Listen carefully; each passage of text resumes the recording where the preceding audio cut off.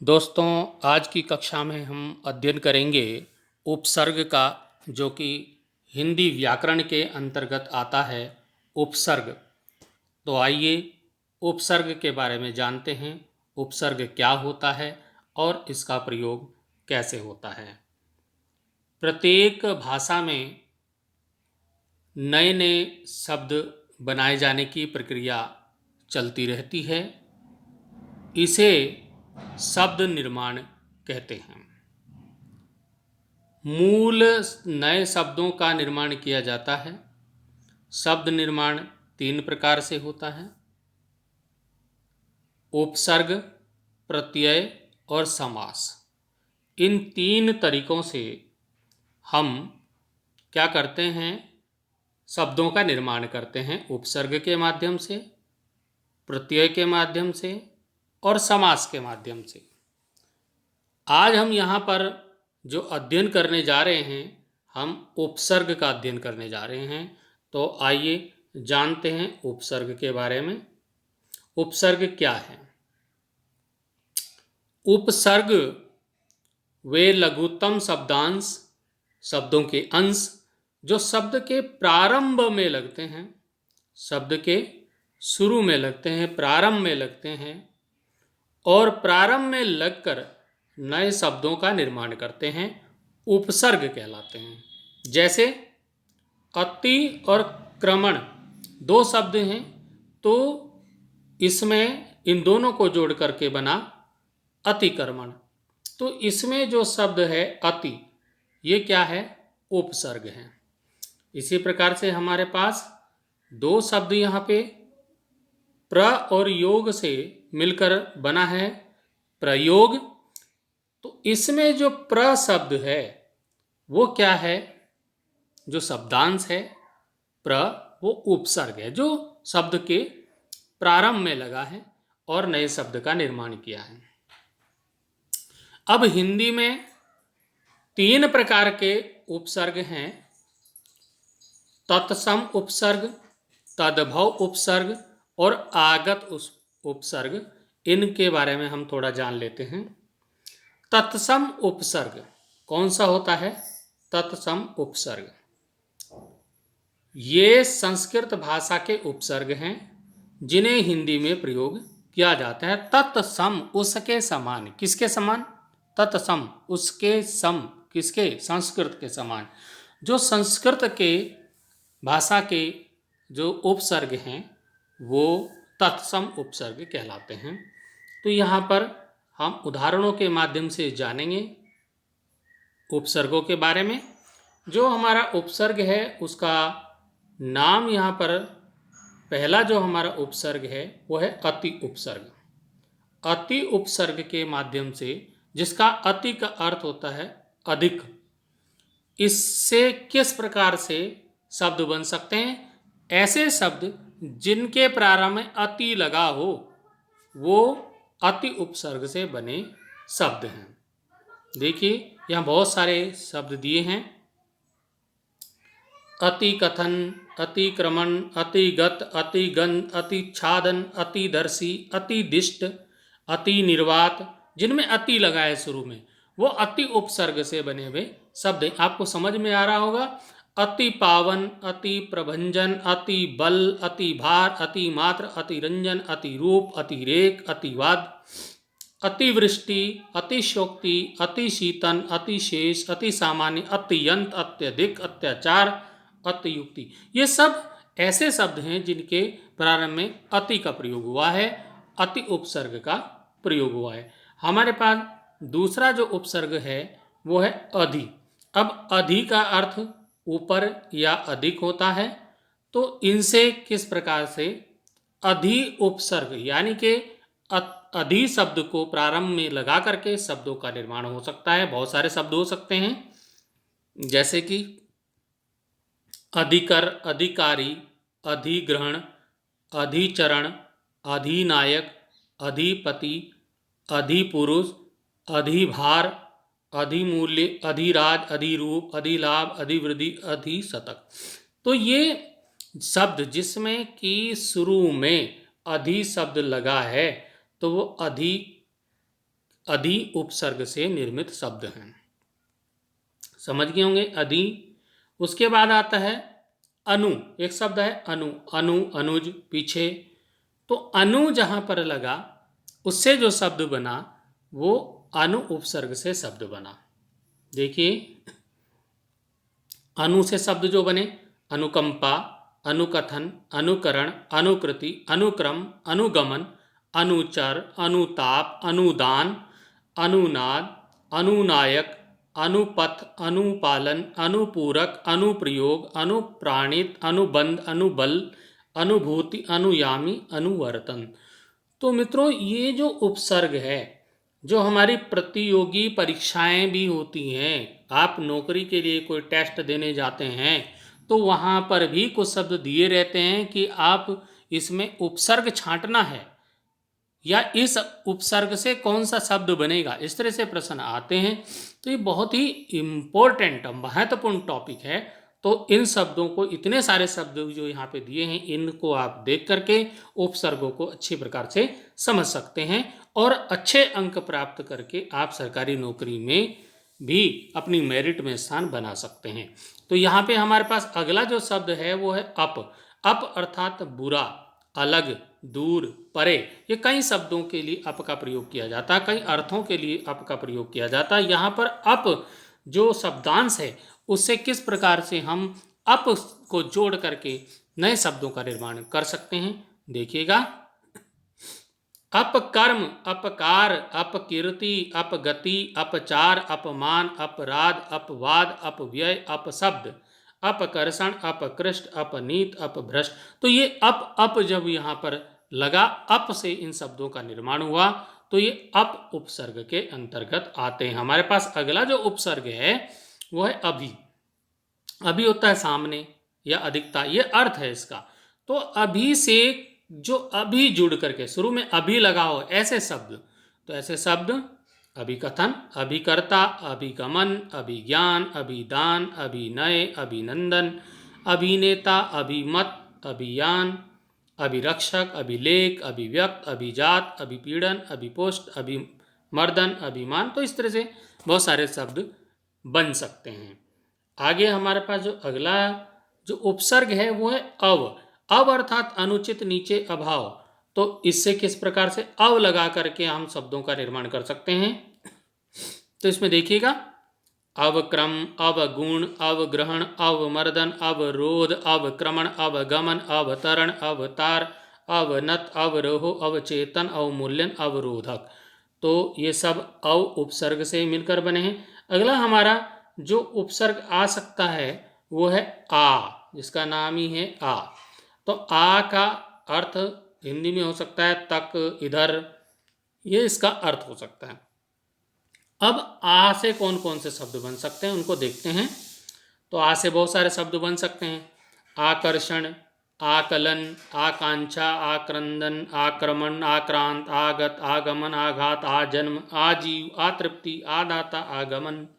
तो इस तरह से बहुत सारे शब्द बन सकते हैं। अगला हमारे पास जो शब्द आता है वो है उत। उत जो उपसर्ग है वो, इसमें आप देखिएगा त के नीचे क्या है, हलंत लगा है। आप देखिए तो उत के में त के नीचे हलंत लगा है, इसका मतलब ये है त इसमें आधा है, पूरा नहीं है। तो इससे कौन कौन से शब्द बन सकते हैं, जोड़ करके जो शब्द बन सकते हैं, इसका पहले अर्थ देख लेते हैं। अर्थ है ऊपर, उठा हुआ, अधिक या प्रबल। अब इसमें कौन कौन से शब्द बन सकते हैं आप ये देखिएगा कि कौन कौन से शब्द बन सकते हैं। हमारे पास उच्चारण, उच्छृंखल, उज्जीवन, उत्कंठ, उत्थान, उत्पात, उत्सर्पी, उद्गार, उज्ज्वल, उत्पादन, उत्पीड़न, उत्सुक, उद्दीप्त, उद्भासन, उत्तेजना और उद्भ्रम। ये उत जो हमारे पास वर्ड है, शब्द है, उससे बने हुए शब्द हैं। अगला शब्द आता है उप। उप का अर्थ है छोटा, पास, विस्तार, इसका अर्थ हो सकता है।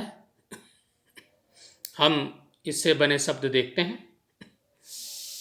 उपकथा, उपखंड, उपग्रह, उपधारा, उपनदी, उपबंध, उपभाषा, उपभेद, उपवाक्य, उपशाखा। तो ये उप जब लगेगा तो ये उपसर्ग का प्रयोग हो गया। इसमें बहुत सारे शब्द हैं, आप देख लीजिएगा। उपास्य, उपास्य हो गया, उपांग हो गया, उपाहार, उपशीर्षक, उपकर्मण, उपचार, उपन्यास, उपभोग, उपयोग, उपकरण, उपकार, उपदेश, उपलब्ध और उपसर्ग भी इसमें शब्द हो गया।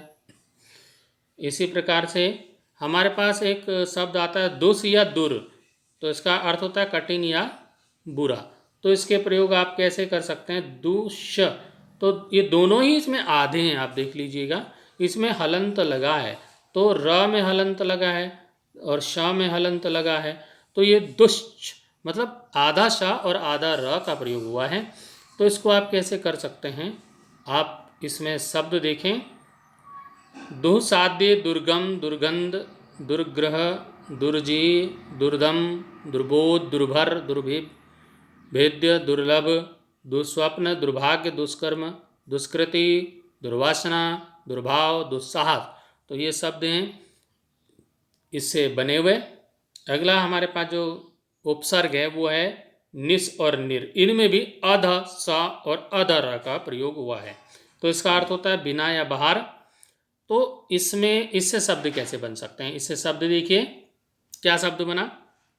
निरंकुश, निरंजन, निरंतर, निरक्षर, निरर्थक, निरवधि, निरस्त, निर्गुण, निर्जन, निर्जीव, निर्दय, निर्दलीय, निर्धन, निर्दोष, निर्मम, निर्लिप्त, निर्लेप, निर्विकार, निर्वेद, निश्चय, निश्चल, निश्चेतन, निश्छल और निष्फल, निस्सार, निस्सीम। तो ये शब्द हम इसे बना सकते हैं। इसी प्रकार से एक उपसर्ग होता है नी। नी उपसर्ग से किस प्रकार शब्द, नी का होता है अच्छी तरह, बिना, अधिक, ये अर्थ हो सकते हैं। तो अब इससे शब्द हम बना सकते हैं, बहुत सारे शब्द हो सकते हैं इसमें। निकम्मा, निकृष्ट, निगोड़ा, निछोही, निडर, निपुता, निकाय, निखार, नितम, निदेश, निभूत, निमग्न, नियुक्ति, नियोग, नियोजन। तो ये शब्द नी से बने हैं। अब परा से कौन कौन से शब्द बन सकते हैं? परा एक शब्द है, परा। परा होता है परे, दूर, विपरीतता, जिसको हम बोल सकते हैं। तो इसमें शब्द हमारे बन सकते हैं पराक्रम, परावर्तन, पराकाष्ठा, परामर्श, परराष्ट्र, पराजय, पराभव, परावर्तन, पराभूत, परास्त भी बन सकता है। तो इसी प्रकार जैसे हमारे पास परि उपसर्ग आया, तो परि उपसर्ग जिसका परि का मतलब है परितः, चारों ओर, जिसको बोल सकते हैं, पूरा भी बोल सकते हैं। तो इसका क्या शब्द बन सकते हैं? वो है परिकथा, परिकलन, परिकल्पना, परिक्रमा, परिगणित, परिचय, परिचारिका, परिज्ञान, परिपक्व, परिपथ, परिभाषा, परिमाण, परिमार्जन, परिवर्तन, परिवहन, परिवेश, परिषद, परिष्कार, परिसर, परिस्थिति, पर्याप्त, पर्यावरण, परियोजना। तो इस तरह से परि से बहुत सारे शब्द बन सकते हैं। तो इस प्रकार आप जब इतने शब्दों का अध्ययन करेंगे, इतने सारे शब्दों का अध्ययन करेंगे, तो कोई ना कोई तो आपकी परीक्षा में जरूर आएगा और आप उसको अच्छे से कर पाएंगे। तो हमारा अगला जो शब्द है वो है प्र। प्र मतलब आगे, अधिक। तो इससे कौन कौन से शब्द बन सकते हैं? बहुत सारे शब्द बन सकते हैं प्र से। अब इसमें प्रकंपन, प्रकर्षण, प्रकल्पित, प्रकांड, प्रक्रम, प्रक्रिया, प्रखंड, प्रखर, प्रख्याति, प्रगति, प्रगाढ़, प्रचंड, प्रचलन, प्रचार, प्रजनन, प्रताप, प्रदर्शन, प्रदान, प्रदूषण, प्रदेश, प्रपत्र, प्रपात, प्रबंध, प्रबल, प्रबुद्ध, प्रभाव, प्रमाण, प्रमाद, प्रमुख। इतने सारे जो शब्द हैं वो प्र से आप बना सकते हैं, प्र उपसर्ग का प्रयोग करके। ऐसे ही हमारे पास अगर प्रति हो गया, प्र नहीं हुआ, प्रति है, तो प्रति से हर एक विपरीत बदले में इसका अर्थ होता है। तो प्रति से कौन कौन से शब्द बन सकते हैं?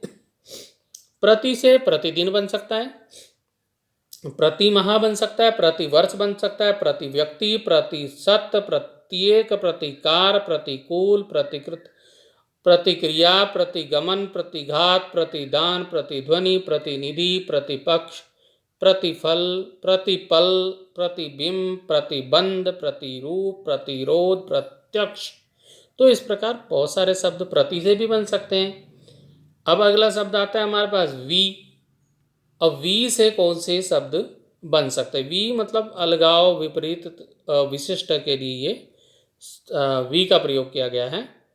तो यहाँ पर वी से बहुत सारे शब्द बन सकते हैं। वी से विकर्ण, विकर्म, विकल, विकार, विक्रय, विग्रह, विघटन, विचलन, वितर्क, विधर्मी, विपक्ष, विपरीत, विप्रलंब, विगत, विमल, विमार्ग, विमुख, विलोम, विवश, विवाद, विशेष, विक्षोभ, विचार, विचित्र, विच्छिन्न, विज्ञान, विज्ञापन, विद्वेष, विनम्र, विनाश, विलुप्त, विभाग। बहुत सारे शब्द हैं जो वी उपसर्ग से बनते हैं।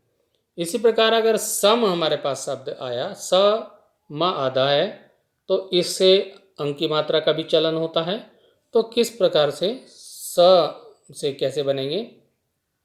संकर, संगम, संगोष्ठी, संचार, संचय, संस्थान, समागम, समारोह, सम्मेलन, संयम, समादर, समाधान, समारंभ, समीक्षा, समुत्थान, संघर्षण, तो संचालन, संकल्प, संकोच, संक्रमण, संक्षिप्त, संगीत, संग्राहक, संताप, संतुलन, संतोष। इस तरह से बहुत सारे शब्द बन सकते हैं। ऐसे अगर सु हमारे पास सु उपसर्ग है तो सु से कैसे बनेंगे? तो सु तो अच्छा होता है। अब सु से जो शब्द बने वो हो सकते हैं हमारे पास, आप देख लीजिए। सुकर्म हो सकता है, सुकाल, सुगंध, सुकृत, सुगति, सुगठित, सुगम, सुनयन, सुनीत, सुपुत्र, सुफल, सुबोध, सुभाष, सुयश। बहुत सारे हो सकते हैं। आप और भी देख सकते हैं, बहुत सारे शब्द हैं। सुघड़, सुचारू, सुचालक। तो जो जिसमें सु आया शुरू में, प्रारंभ में, तो वो सु उपसर्ग हो गया। अब ये तो हमने पढ़े तत्सम उपसर्ग थे जो संस्कृत के समान थे। अब ऐसे उपसर्गों का हम यहाँ पर पढ़ेंगे जो तद्भव उपसर्ग के अंतर्गत आते हैं। अब तद्भव उपसर्ग हम उनको कहेंगे जो हिंदी के अधिकांश जो तद्भव उपसर्ग हैं वो संस्कृत के तत्सम शब्दों के से ही बने हुए हैं। जो तत्सम से तद्भव में परिवर्तन हो गए, उनका उद्भव हुआ संस्कृत से। तो ऐसे उपसर्ग हम तद्भव के अंतर्गत अध्ययन करते हैं। हिंदी के अधिकांश तद्भव उपसर्ग संस्कृत के तत्सम उपसर्गों से ही विकसित हुए हैं। तो इसमें हम अध्ययन कर लेते हैं। सबसे पहला जो हमारे पास उपसर्ग है वो आता है अध। अध मतलब आधा। तो अध लगाकर हम बहुत सारे शब्द जिनमें अध आए शुरू में उपसर्ग लगा के बनाना है। जैसे कि अध कचरा, अध अध कपारी, अध खिला, अध खुला, अध जला, अध पका, अध मरा। तो ये जिसमें अध अध शब्द लगा उपसर्ग शुरू में, तो वो तद्भव के अंतर्गत आया। अध तद्भव उपसर्ग है। और इसी में अन, अन होता है नहीं, तो इसमें अन जिसमें शुरू में लगा हो, सिंपल सी बात है। तो अन, अन खिला, अनन्य, अनपढ़, अनमना, अनमोल, अनर्गल, अनर्थ, अनल्प, अनहोनी, अनार्य, आवश्यक, अनावश्यक, अनुपम। तो इस तरह से ये शब्द बन सकते हैं। उसी के बाद आता है ऊन। उन मतलब एक कम। अब जैसे 19 हो गया तो 19 क्या हुआ? एक कम। किस में एक कम? 20 में एक कम। तो ये बहुत सारे ऊन हो सकते हैं। 19, 29, 39, 49, 59, 69, 79, ये जो एक कम, तो ऊन का आप इसमें प्रयोग कर सकते हैं। अगला हमारा जो शब्द हो सकता है वो औ। औ होता है हीन, अवगुण, अवतार, औढ़ार, अवघट। तो ये औ की मात्रा जहाँ पर लगी तो वहाँ पर औ उपसर्ग का प्रयोग हुआ। उसके बाद हमारे पास शब्द आता है क या कु। जैसे सु था मतलब अच्छा, कु मतलब बुरा। तो इसमें बुरा कौन कौन से शब्द हो सकते हैं?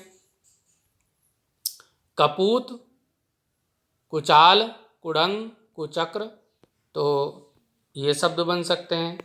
उसके बाद हमारे पास एक उपसर्ग आता है दु।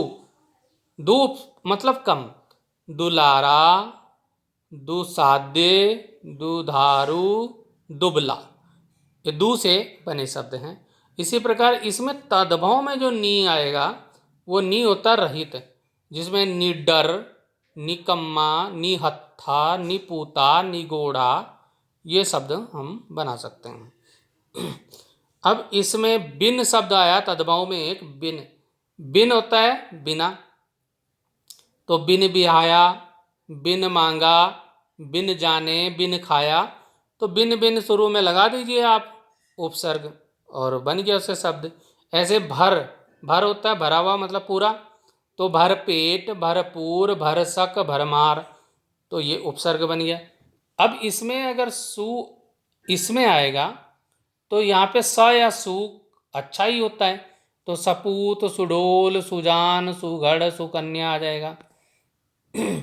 अब हम तीसरे प्रकार के उपसर्ग की ओर चलते हैं, जो आगत उपसर्ग हैं। आगत मतलब आ गए कहीं से, हिंदी में, हिंदी के हैं नहीं, हिंदी में आ गए, तो वो आगत हुए। अब ये आगत जो है, आगत उपसर्ग इनको बोलते हैं। तो इनके बारे में हम जान लेते हैं कि जो उपसर्ग विदेशी भाषाओं से हिंदी में आ गए, घुस गए, आगत उपसर्ग कहलाते हैं। अब हिंदी में उपसर्ग आए कहाँ से? हिंदी में आगत उपसर्ग मुख्यतः अरबी और फारसी भाषा से आए हैं। तो वो कौन कौन से हो सकते हैं? तो इन पे जो हमारा पहला उपसर्ग है वो है कम। कम शब्द आया। कम होता है हीन या थोड़ा, जैसे कम अक्ल, कम खर्च, कम जोर, कम नसीब, कम वक्त और कम समझ, तो ये आगत उपसर्ग के अंतर्गत आते हैं। इसी प्रकार से हमारा खुश एक शब्द है, खुश हो मतलब अच्छा, तो खुश या खु जो उपसर्ग है उससे शब्द बन सकते हैं खुशबू, खुशहाल, खुशखबरी, खुश मिजाज और खुश नसीब। इसी प्रकार से एक शब्द है गैर, ये भी उर्दू फारसी अरबी फारसी से आया हुआ है। तो विपरीत नहीं इसका अर्थ होता है, और इसका आप उपसर्ग का प्रयोग हिंदी में कैसे कर सकते हैं, ये देखिए कैसे शब्द आएंगे। गैर आबाद, गैर जरूरी, गैर जिम्मेदार, गैर मामूली, गैर मुनासिब, गैर मुमकिन, गैर मुल्की, गैर वाजिब, गैर सरकारी और गैर हाजिर। एक शब्द आपने सुना होगा गैर हाजिर, तो ये भी गैर उपसर्ग से बना है। ऐसे ही हमारे पास एक शब्द आता है दर। दर उपसर्ग, दर मतलब में, दर असल, दरकार, दरमियान और दरगुजर, तो ये शब्द हो सकते हैं। अगला हमारा एक शब्द है ना। तो ना उपसर्ग से कैसे शब्द बनेंगे? ना कदर, ना काम, ना काबिल, ना खुश, ना चीज, ना जायज, ना पसंद, ना पाक, ना बालिग, ना मंजूर, ना नामकूल, ना मुनासिब, ना मुमकिन और ना मुराद, तो ये शब्द भी ना से बन सकते हैं। ऐसे ब अगर आया ब, तो ब से साथ बखूबी, बनाम, बदौलत, ये शब्द आ सकते हैं। ऐसे बद शब्द आया तो बद होता है खराब, बुरा, तो बदअमनी, बदअमली, बदकार, बदकिस्मत, बदचलन, बदजात, बदतमीज, बददुआ, बदनीयत, बदबू, बदमाश, बदरंग, बदशक्ल, बदसूरत, तो ये शब्द बद से बन सकते हैं। इस प्रकार अगर बा आया तो बा भी आगत शब्द है, तो ये कैसे इससे बन सकते हैं शब्द? बाकायदा, बाअदब और बावजूद, ये शब्द आपने सुने होंगे, हिंदी में आए होंगे कहीं। ऐसे ही बिला एक शब्द है, बिला, बिला बिना बगैर, बिला वजह, बिला बिला तकल्लुफ, बिला नागा, बिला वास्ता, बिला शक, बिला शर्त, तो ये भी आ सकता है। बे, बे एक उपसर्ग, वो काफ़ी प्रयोग में आता है। बे मतलब बिना, तो ये बहुत ज़्यादा प्रयोग में आया है, तो इसको आप ध्यान से देखिएगा। ये बे, बेरहम, बेगुनाह, बेईमान, बेवफा, बेजारा, बेवकूफ़, बेअदब, बेखटके, बेइज्जत, बेकसूर, तो ये शब्द बहुत प्रयोग में आता है। बे उपसर्ग का ज़्यादा प्रयोग होता है। अगला हमारा जो उपसर्ग है वो है ला। ला होता है बिना, ला इलाज, लाचार, लाजवाब, लापता, लापरवाह, नामकान, लावारिस। इसी प्रकार जो सर एक शब्द है, ये भी आगत में आया है। सर, सर मुख्य इसका मतलब होता है, तो सरपंच, सरताज, सरहद। इसी प्रकार से हम एक उपसर्ग है। हम मतलब आपस में, साथ में। हम वतन, हम राज, हम शक्ल, हम जोली, हम रहा, हम उम्र और हम नाम, ये इससे बन सकते हैं शब्द। इसी प्रकार एक हर भी हम पढ़ लेते हैं। हर, हर होता है एक एक प्रत्येक, तो हर आदमी, हर एक, हर काम, हर कोई, हर घड़ी, हर तरह, हर दिन, ये इस प्रकार का शब्द आप बन सकते हैं, अलग अलग करके बनेंगे। उसी प्रकार अब आगे हम थोड़ा एक और देख लेते हैं थोड़ा सा, कि कुछ शब्द ऐसे हैं जो एकाधिक उपसर्गों से मिलकर बनते हैं, एक से अधिक उपसर्गों से मिलकर बनते हैं। तो एकाधिक उपसर्गों का प्रयोग, कुछ शब्दों में से एक से अधिक उपसर्गों का प्रयोग किया जाता है। जैसे आप समझ सकते हैं, यहाँ पर आप देखेंगे कि हमारे पास शब्द है अत्याचार। तो इसका जब हम अलग अलग मूल शब्द और उपसर्ग को अलग अलग करेंगे, तो आप यहाँ देखिए कि यहाँ पर अति का प्रयोग भी हुआ है और आ का भी प्रयोग है और चार का भी प्रयोग हुआ है। अति आचार, अति और आचार शब्द से मिलकर ये बना है। तो इसमें दो उपसर्ग हो गए हैं, एक तो अति भी आ गया और आ भी आ गया, दो उपसर्ग, यानी कि एकाधिक उपसर्गों का प्रयोग हुआ है, एक से अधिक उपसर्गों का यहाँ पर प्रयोग हुआ है। ऐसे भी शब्द परीक्षा में आ जाते हैं, और प्रतियोगी परीक्षाओं में, नौकरी के लिए परीक्षा देने जा रहे हैं और शब्द उन्होंने दे दिया अत्याचार, और इसमें बताइए कौन कौन से उपसर्गों का प्रयोग हुआ है। अब हम तो लिख देंगे अति उपसर्ग का प्रयोग हुआ है, लेकिन इसमें दो उपसर्ग हैं, तो उसमें जब विकल्प दिए होंगे, दो उपसर्ग दिए होंगे, तो आप काफ़ी कन्फ्यूज हो जाएंगे। तो कन्फ्यूज ना हो इसलिए ऐसे भी शब्द आते हैं, उनका भी अध्ययन कीजिएगा कि दो उपसर्ग से मिलकर भी शब्द बनते हैं। जैसे हमारे पास अगला जो शब्द है वो है अनासक्ति। अब अनासक्ति, अन और आ और शक्ति, इन शब्दों से मिलकर बना है, तो इसमें दो तो उपसर्ग ही हो गए, अन और आ, ये दो उपसर्गों से मिलकर के बना है। ऐसे हमारे पास शब्द आ गए जैसे अनियंत्रित, अनियंत्रित शब्द है, तो अ एक तो उपसर्ग हो गया और एक नी उपसर्ग हो गया, फिर यंत्रित शब्द है, तो दो उपसर्ग इसमें प्रयोग हुए हैं, दो उपसर्गों का यहाँ पर प्रयोग हुआ है। ऐसे हमारे पास एक शब्द आ गया अप्रत्यक्ष, शब्द है अप्रत्यक्ष। अब इसमें उपसर्ग कौन सा हो गया, अ भी हो गया और प्रति भी हो गया, और अक्ष तो इसका मूल शब्द है, तो दो उपसर्ग अ और प्रति का यहाँ पे प्रयोग हुआ है। ऐसे ही हमारे पास शब्द हैं असुरक्षित, तो इसमें देखिए अ और सु प्रत्यय का उपसर्ग का प्रयोग हुआ है और रक्षित इसमें मूल शब्द है, तो ये दो दो उपसर्ग यहाँ पर प्रयोग हुए हैं। अगला हमारे पास शब्द है दुर्व्यवहार, तो दुर्व्यवहार में एक दुर उपसर्ग हो गया, एक वी उपसर्ग हो गया और एक अव उपसर्ग हो गया, तो ये इतने उपसर्ग यहाँ पर आए हैं और ये यहाँ पे प्रत्यय हो गया। तो प्रत्यय हम अगले चैप्टर में पढ़ेंगे। तो ये हमारे पास कितने, दुर, वी और अव, तीन तीन उपसर्गों के प्रयोग से दुर्व्यवहार शब्द बना है, इस पे ध्यान दीजिए। अगला हमारा जो शब्द है निराभिमानी, तो निराभिमानी में एक तो शब्द निर हो गया, ये जो उपसर्ग हुआ एक अभी उपसर्ग हो गया, तो दो उपसर्गों का यहाँ पर प्रयोग हुआ है। इसी प्रकार और भी हम उदाहरण देख सकते हैं जिसमें एक से ज़्यादा उपसर्गों का प्रयोग हुआ है। तो उसमें जो हमारा शब्द है वो निराकरण एक शब्द है, निराकरण। अब निराकरण में दो उपसर्ग शुरू में ही आपको दिए हैं, नी और आ, तो उपसर्ग शुरू में ही लगते हैं, तो उसके बाद करण इसका मूल शब्द हो गया। तो यहाँ पर दो उपसर्गों का नी और आ का प्रयोग हुआ है। हमारे पास एक शब्द है पर्यावरण। अब पर्यावरण में देखिए परि और आ, परि और आवरण दो शब्दों से ये मिलकर बना है। तो परि तो इसमें क्या है, उपसर्ग है ये, और आ उस उपसर्ग भी इसमें प्रयोग हुआ है। इसी प्रकार से अगले में चलेंगे। अगला हमारा पास शब्द है प्रत्याघात। प्रति और आघात इन शब्दों से मिलकर बनता है। अब इसमें दो फिर इसमें उपसर्ग हो जाते हैं, एक प्रति और एक आ।